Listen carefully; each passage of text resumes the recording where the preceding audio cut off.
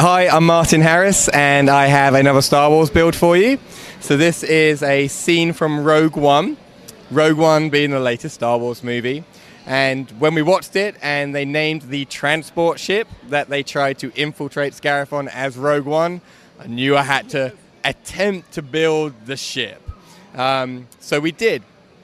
And this scene depicts where they've landed on Scarif, and Jen and her crew are escaping in the front. They're ready to infiltrate into the archives. And in the rear, we have the rebels coming out, sneaking out the back. So it's a really kind of simple scene. Not a lot to it, but we really wanted to capture the whole meaning and feeling of the movie.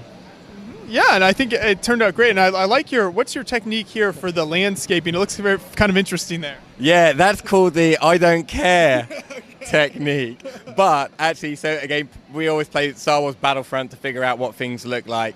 The bushes on Scarif are pittosporum bushes, and they're big and tall, and LEGO doesn't make anything like it. So we did these little palm leaves around, or ferns, and then I just threw and dumped leaves on to give a good effect. And it works for me. When you start studying it for a long time, you're like, that doesn't look great. But on a first visual effect, it's fine for me. The palm trees, we've got like a brown tubing that goes through the middle, slid 1x1 tubes on, turned a bush upside down and stuck the leaves on. Some flex tubing type of thing? Some flex tubing, yeah, and there's some extra flex tubing on the back ones. So they got damaged when the shuttle came in and landed.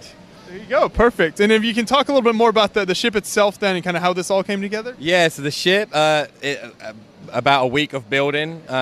We started building the middle section and then the wings. This is our second attempt at wings, and we wanted to make it so my kid can play with it. He's decided he wants it afterwards. So I can actually show you how the wings work.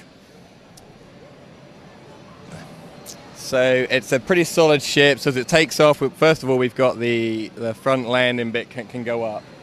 Let me see if I can slide him up so he can close. And then I'm going to put the ship down at an angle.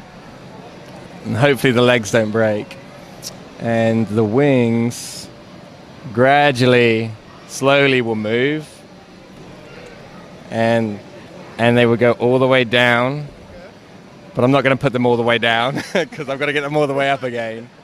And but it's quite pleased with the way that this worked out. I'm quite happy with it, quite frankly. So it looks like it's built really sturdy too, so you don't have issues with it falling apart and stuff. Yeah, you're welcome to run around and swish around with it if you want to. Have at it. So a few fun features we have as well. We've got a stormtrooper in the back stroking a turtle. He's a little bit stressed out, so he found a turtle, just kind of stressed around. It's stressful being a stormtrooper. It is. There's so many people trying to kill you. Yeah, well, here there's nothing else to do. They didn't suspect an infiltration. And then we have my son built an emergency switch. So one of the big things in the movie, they're like, find the power switch, turn it on, and it's this obnoxious switch in the middle of nowhere. So we decided just to stick that there for you as well.